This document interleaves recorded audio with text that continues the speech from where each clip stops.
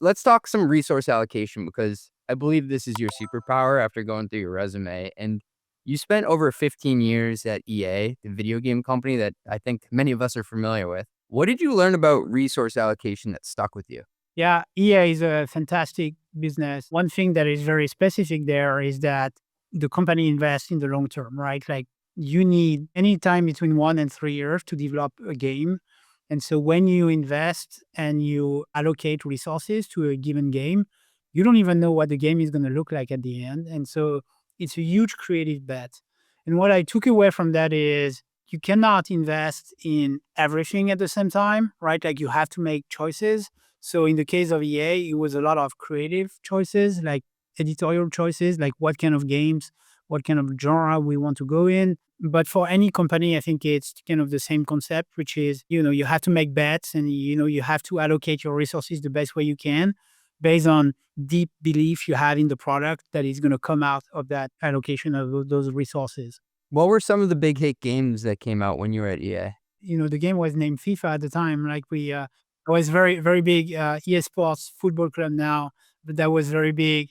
A lot of Sims game that worked well. Like EA had top 10 blockbusters pretty much every year. So that was awesome. I don't know a ton about how video games are made, but I grew up playing everything from Madden to Call of Duty. I was going back in time when I was writing something today, and I remember Need for Speed Underground, like all these games that were a big part of my childhood. I'd imagine when it comes to capital allocation, you probably look at some of these games, and some are unproven bets. Like this is a net new game we're launching. That it's not like Madden where it comes out every year. Did you have to think through resource allocation in that way? That's how actually I build my knowledge around this, which is bucketing the resources between different categories. Thinking about what is going to work, like those recurring products that are proven. There's an audience, and so you invest most of your dollars there because it's safe. And then you have some of them where you have a very strong feeling that the market. You have a strong feeling it's going to work, and so you can invest a little bit of money there. There's like some upside, but there's a little bit more risk, but you can invest. And then there's the very, very innovative bets, like new products that are completely different from anything that exists on the market. You absolutely want to invest there, like it's very important, but you also want to control how much you invest in that specific category to make sure you're not, overshooting. Right. You don't want 5 different football games trying to go after the same demographic. That's exactly right. Well, you mentioned using a pre-aligned framework for allocation. What has to be pre-aligned on before the budgeting conversation even starts? Knowing the market and the audience for your product is number one, right? So if I'm thinking about Navan, for example, like what we are doing today is really trying to understand the addressable market. What is up for grab? What is the market where we have the biggest opportunity, the right to win? Where is the money, right? Like where can you just make some sort of profit over time if you invest in the right thing? And believe it or not, this is actually very hard to do because as a company, as a management team, you have a lot of opportunities, right? Like everybody has ideas. The leaders are, they have passions and they want to go in one direction or the other. And something that the finance executive need to do and guide is really like guide that conversation and make sure people really understand where is the value, where is the company needs to go. And that has a huge impact then on your resource allocation and where you invest as a company.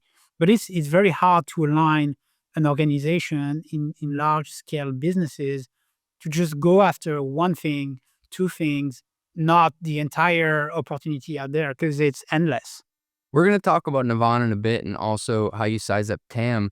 I'm curious, just reflecting on what you just said, is the harder part identifying where the value is, or is that pretty straightforward? Or is the hard part just getting people to agree how you get to that, I guess, pot of gold at the end of the rainbow?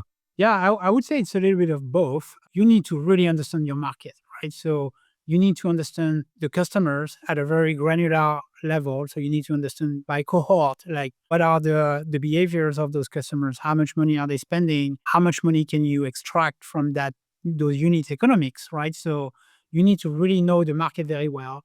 And then, for some products, the product doesn't even exist. So how do you estimate how much money you can make from that product is very challenging. So, the the way you go about it is you develop assumptions, and then you align the management team on the assumptions that you've been using to size the market. And then you stick to those assumptions to really understand the value in each of those markets. So that's number one, really know your market, really know where you want to go.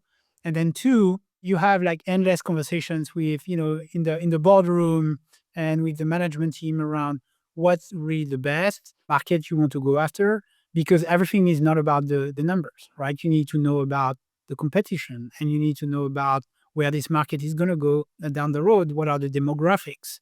So there's a lot of inputs to the process. And I would say both are challenging, but both are the foundation of a very good capital allocation strategy. I got news for you. The ERP category is finally getting disrupted. And if you haven't heard of Rillet yet, please pay attention.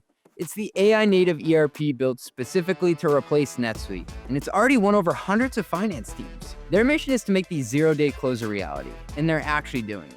We're talking teams closing the books at 1:35 p.m. on the first day of the month. Companies like Windsurf, Mercor, and hundreds of others run their entire finance stack on Rillet. Revenue recognition, close management, multi-entity, native Stripe and Salesforce integrations, woo! Everything a scaling company needs. They've got 50 stars